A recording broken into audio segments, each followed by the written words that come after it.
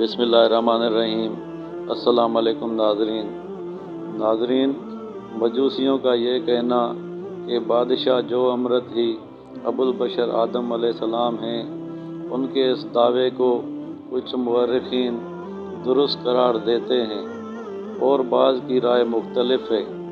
बाज़ कहते हैं कि ये दरअसल हाम बिन याफिस बिन नूह अलैहिस्सलाम ने अपने दादा हज़रत नूह अलैहिस्सलाम की बहुत खिदमत गुजारी की और आखिर तक सआदत मंदी से उनसे नेकी और उसने सलूक करते रहे। चनाचे हज़रत नूह अलैहिस्सलाम ने उनके लिए लंबी ज़िंदगी, रूए ज़मीन की बादशाहत और दुश्मनों के खिलाफ नुसरत खुदाबंदी की दुआ फरमाई, और ये भी कि उनकी औलाद का सिलसिला दायमी तौर पर जारी व सारी रहे।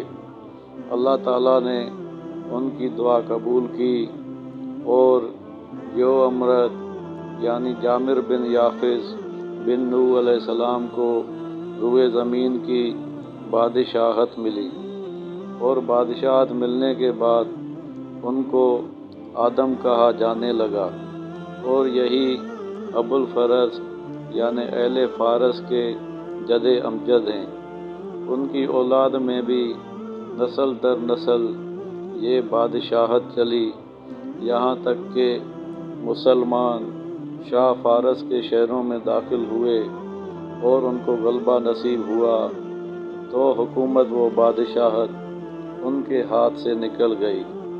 नाज़रीन, अगर आपको हमारी ये वीडियो पसंद आई हो तो हमारे चैनल को सब्सक्राइब ज़रूर करें। शुक्रिया।